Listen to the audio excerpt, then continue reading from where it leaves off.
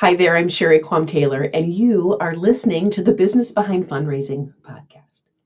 Now, today we're talking about why we don't need more creative fundraising ideas.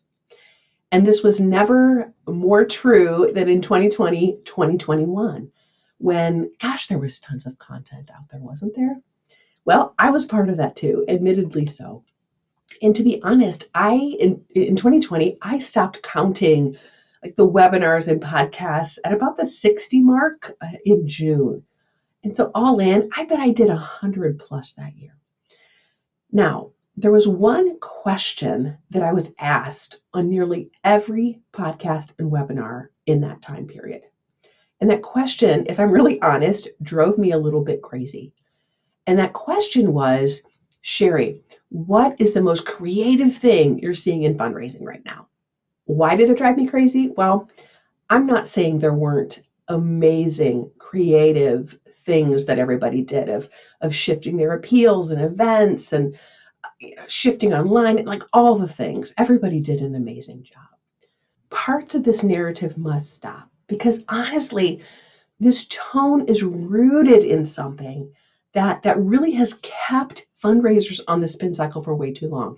It's kept organizations from growing because we're always chasing the new buzzy creative thing. And this narrative that we have to entertain donors or one up our competition, we must be the most creative, or we got to figure out the most creative thing to give our donors in return. It's not healthy. So I want to talk about three different areas where I really see this constant look for like the most creative thing in the sector really holding back organizations and holding back your long-term sustainable growth. So the first thing I want to talk about is these creative kind of chase of these creative things. They aren't the things or the fundraising strategies that are going to fully fund or fully finance your organization long term. What do I mean? Well, most people come to me because they created an amazing strategic plan. You spent money with a consultant doing it. You spent months, many months doing it, but then we don't have the cash flow. That we don't have enough money to actually accomplish all the awesome things that are in your strategic plan. And so, in essence, in that problem, what I see is that your fundraising strategy is not really aligned with your business strategy. And what I mean is organizations are trying to fix the cash flow issues, we can't invest in infrastructure, which is really what we need to grow issues. All of these types of things, they can't be fixed because, well, they're trying to fix them with fundraising things. And that these problems, these challenges that really keep your organization from scaling, cause your funding to plateau, those get fixed at the root. Those get fixed by aligning the business behind your fundraising. And so the creative idea, the next best thing, is never going to solve the long-term funding trajectory that you want to be on and that you really need to accomplish your big vision. And when we don't do this, then we struggle bringing in unrestricted gifts. And I don't need to tell you that unrestricted gifts for Gen Ops, for infrastructure, for systems, is the thing that oftentimes keeps organizations from growing and fulfilling their amazing vision.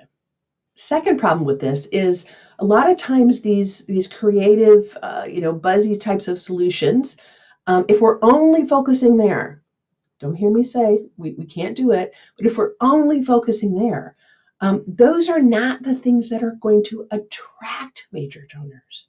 So many people come to me asking, Sherry, how do we find major donors? I look at that from a different angle and really ask, are you doing the things that would attract major donors?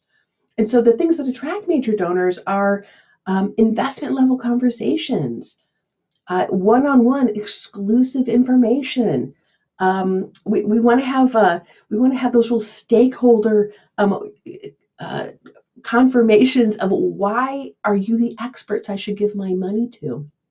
And so many people are trying to build their pipeline, build their build their donor file by only doing a lot of the pipeline, grassroots, mass campaign type of work. I love that. Do that. But it cannot be a standalone strategy. We have to make sure that you're also doing the things that attract major donors. And so often the activity is not aligned with the donor's capacity and gift size. And I see so much money left on the table. And really this premise and principle is that then we're not empowering donors to give their best gift. And we want every one of your donors giving their best gift to your mission and then giving that gift every year.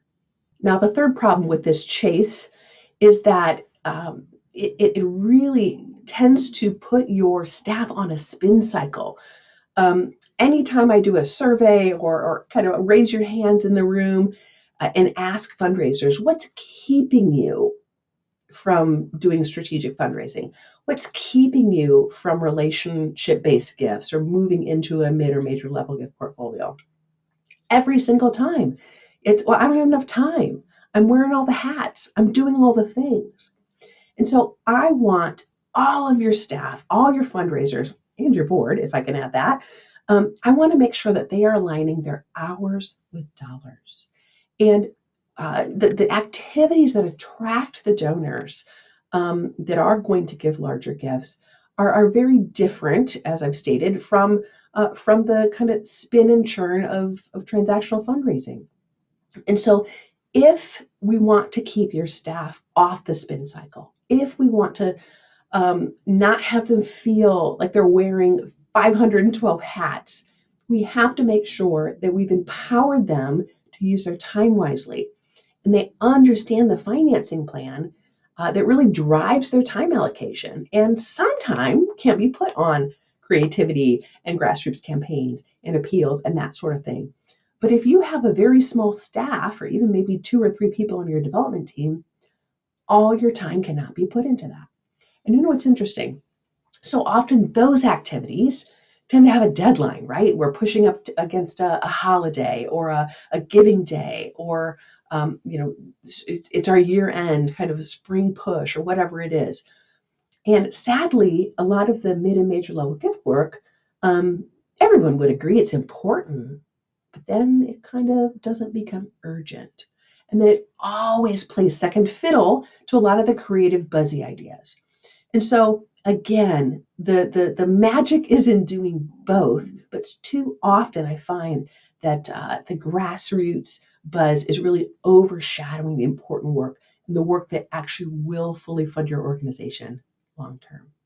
So how did I answer that question? The question that I was asked on every podcast or webinar about, Sherry, what's the most creative thing you're seeing?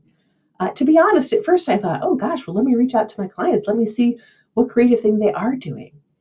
And I quickly realized the people that I was the most impressed with, the people that I said, oh my gosh, that is who I want to invest in, are my clients who said, you know what, we are not going back to what it was before 2020, 2021. We are not going to buy into the idea that we can do more and less in the nonprofit sector.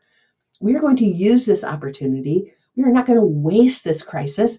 We are going to walk through that door and invest in the infrastructure and growth of our organization in this moment. Because we know when we come out of this, we will be stronger, we will be serving more people, and our organization will be a business that can support our vision long term. In essence, we're going to start actually doing the things that fully fund our long-term strategic plan. And that to me is the best thing that I've seen come out of 2020 and 2021. I guess you could call it creative. I call it brave. I call it, we kind of knew we should have done this all along, but for some reason, the sector and its misconceptions kind of fought against it. And so I'm so proud of those of you, my clients who are listening, who said, we're not doing what we were doing before, and are really pushing into 2022 so strongly and so bravely. So with that, we'll wrap up today's episode. Thanks so much for tuning in today. If you've enjoyed this episode, if you're loving the content, I'm loving doing it for you. Take a minute to share and subscribe and do all the things that you know how to do. Click the bell to subscribe. Also, this is available on audio on iTunes, so please leave an Apple review if you get a moment. Have a great day.